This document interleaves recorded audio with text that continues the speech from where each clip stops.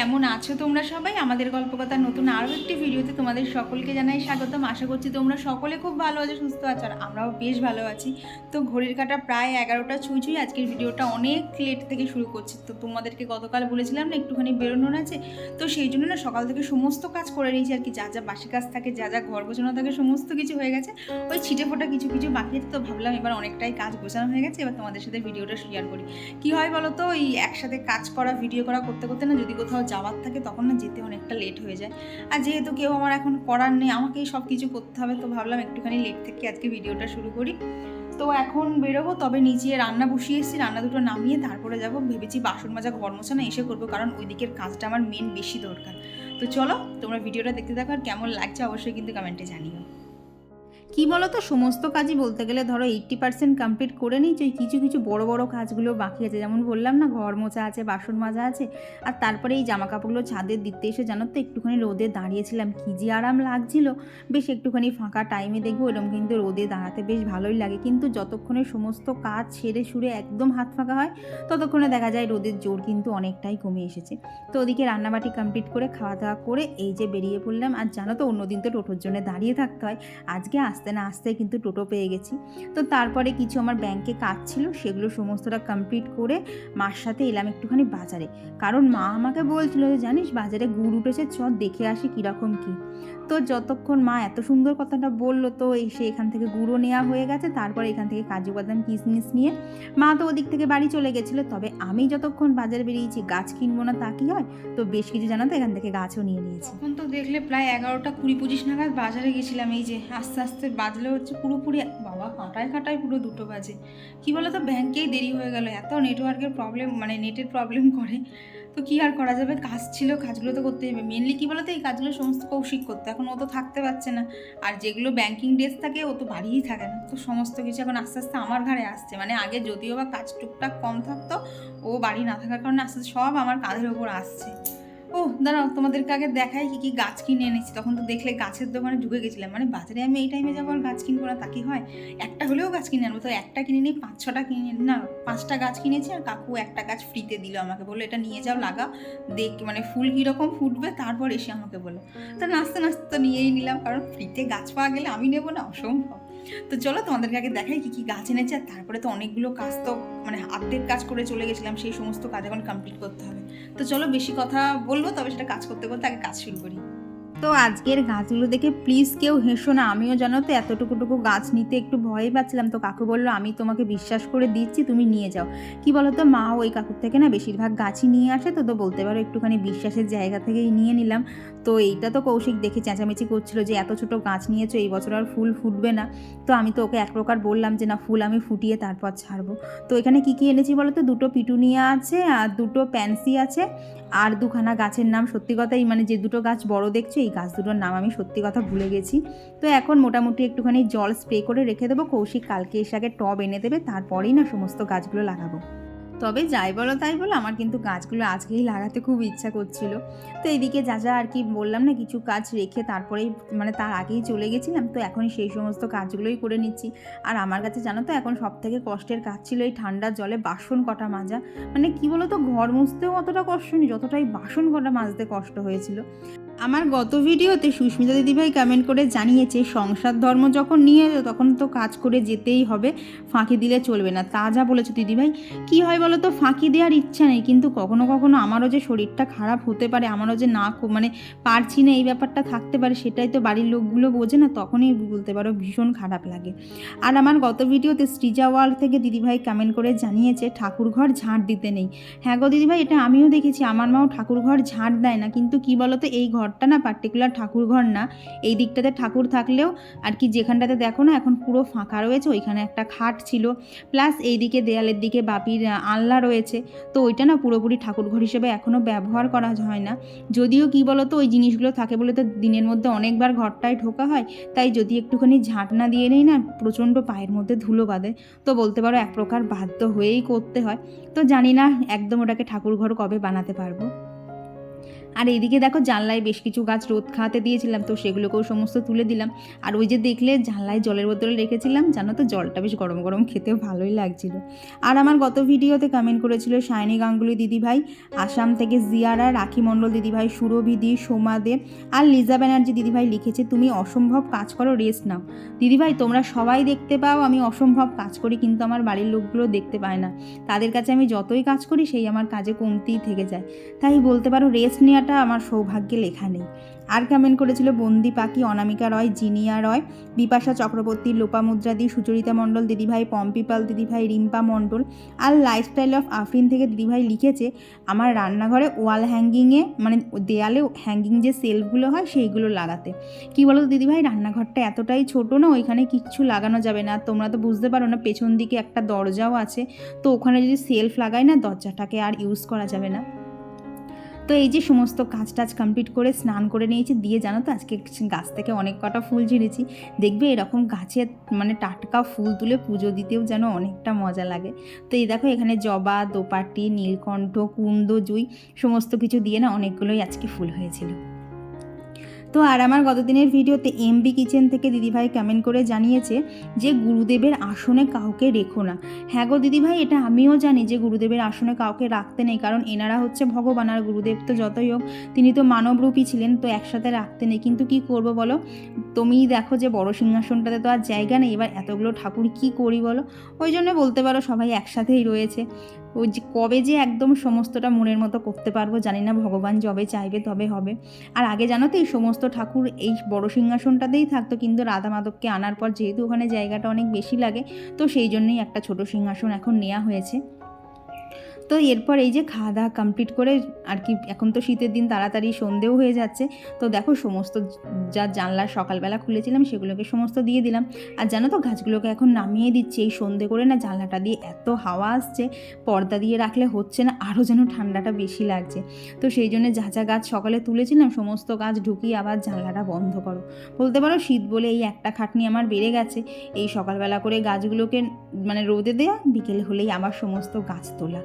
তো এই যে সমস্ত কিছু এখন কমপ্লিট হলো, বলতে পারো সকাল থেকে যা জোরে ছুটছিলাম এখন একটুখানি পজ হলো। তো তোমাদের সাথে দেখা হচ্ছে আবার বেশ খানিকটা পরে। তো তখন তো দেখলে বাড়িতে কাজ করছিলাম, তো কি মনে হলো চট করে চলে এসেছি মার কাছে। মা বলল শীত পড়ে গেছে, বাজারে গুঁড়ো উঠে গেছে, আর যেহেতু আমি পাটালি গুড় শুধু না মানে খেজুর গুড়, পাটালি গুড়, তারপরে ঝোলা গুড়, যে প্রকৃতির গুড় হয় সেই সমস্ত গুড়ের জিনিস সমস্ত কিছু আমার ভীষণ ফেভারিট।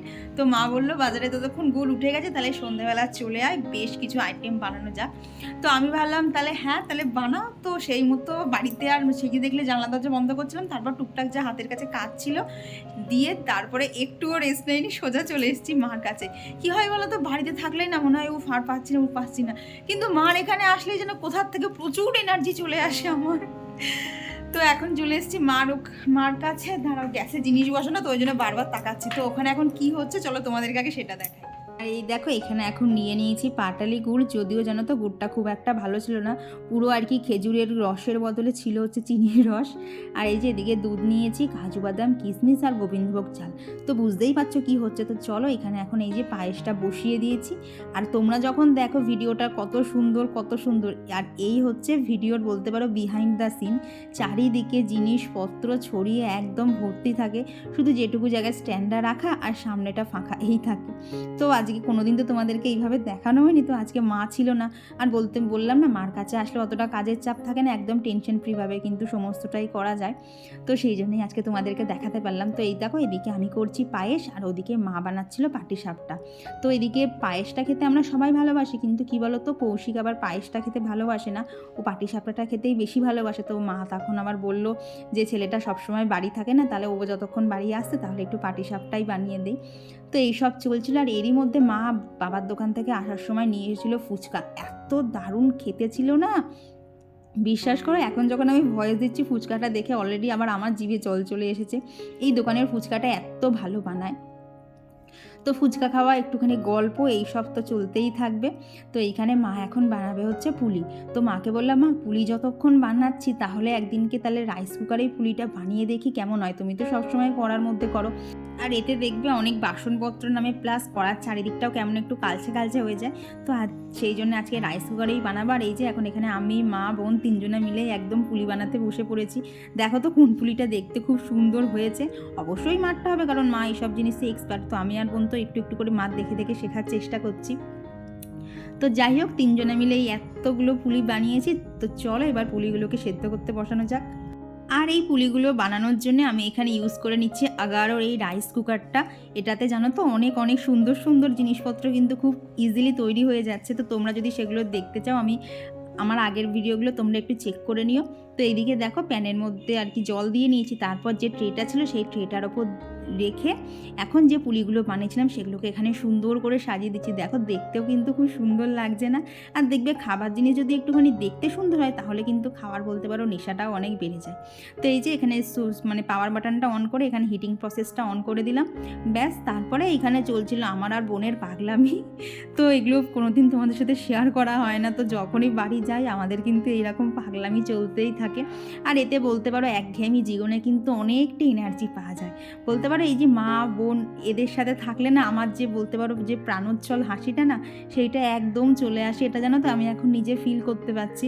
কিন্তু কি জানি বাড়ি থাকলে না ওই কাজের প্রেশারে এই প্রাণোচ্ছল হাসিটা যেন আমার কোথায় হারিয়ে যায়। তখন মাথার মধ্যে সব সময় ঘুরতে থাকে যে কাজ করতে হবে, কাজ করতে হবে।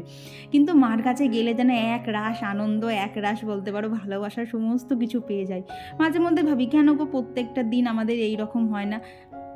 প্রত্যেকটা দিন যদি এইরকম হাসি খুশিতে থাকা যায় তাহলে কি ভালোই না হতো। আর এই দেখো আগারোর যে তাওয়াটা নিয়েছিলাম সেই তাওয়াতে কিন্তু মা আজকে করেছে হচ্ছে পাটিসাপটা।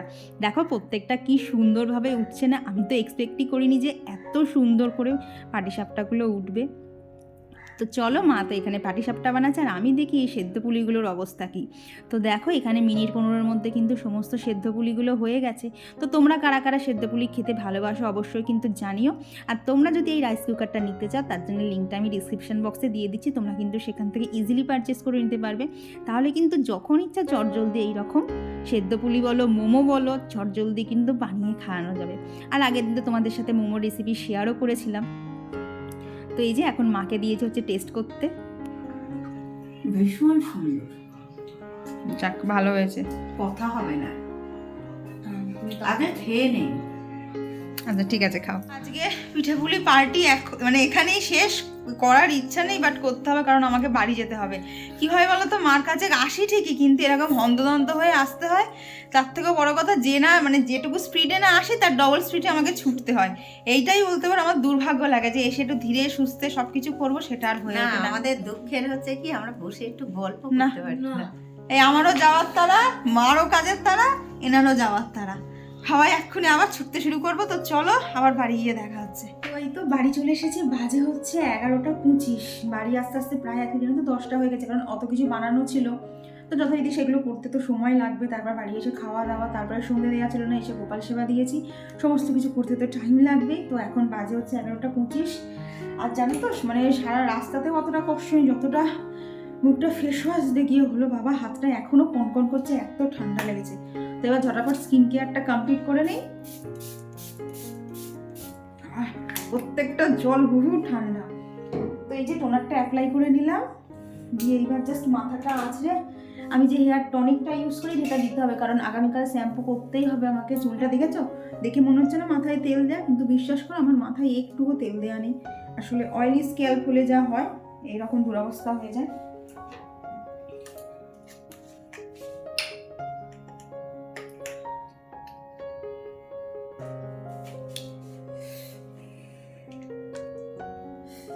এটাও ঠান্ডা, মানে যে কটা লিকুইড জিনিসপত্র প্রত্যেকটা এত ঠান্ডা।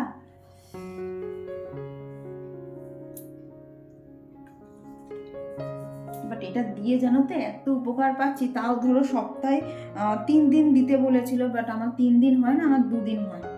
এই শীতের মধ্যে 3 দিন শ্যাম্পু করাও চাপ।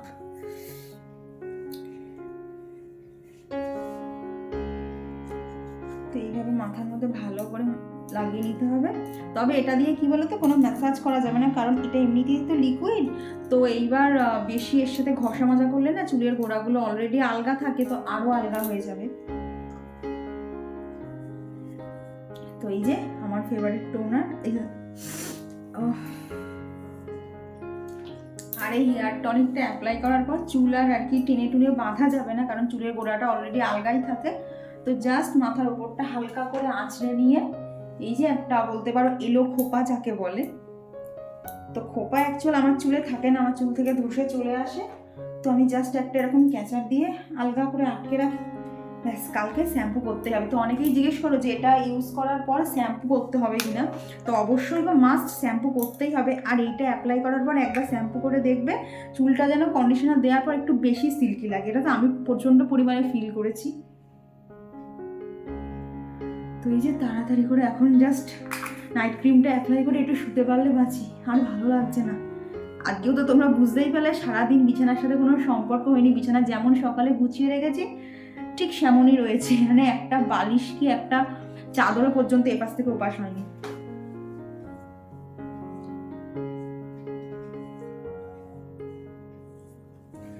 তো এই যে স্কিন কেয়ার একদম ডান, একদম লাস্টে লিপ বাম, ব্যাস কমপ্লিট। তো চলো আজকের ভিডিওটা এখানেই রাখছি। ভিডিওটা তোমাদের কেমন লাগলো অবশ্যই কিন্তু জানিও। আর আমার তো সন্ধ্যেটা আজকে ভীষণ ভালো কেটেছে। কি বলতো, মার কাছে গেলে আর কি এই বাড়িটার মধ্যে যে একটা ঘেরা টোপে ধরা বাঁধা বন্দি আছে, সেটা মার কাছে গেলে তো একদম বাঁধন ছাড়া হয়ে যায়, বিশাল একটুখানি বলতে পারো মুক্তির নিঃশ্বাস লাগে। তো চলো এতদিনের টাটা, দেখা হচ্ছে খুব তাড়াতাড়ি এবার তোমাদের সাথে পরবর্তী ব্লগে। ততক্ষণ তোমরা সকলে খুব ভালো থেকো আর সুস্থ থেকো।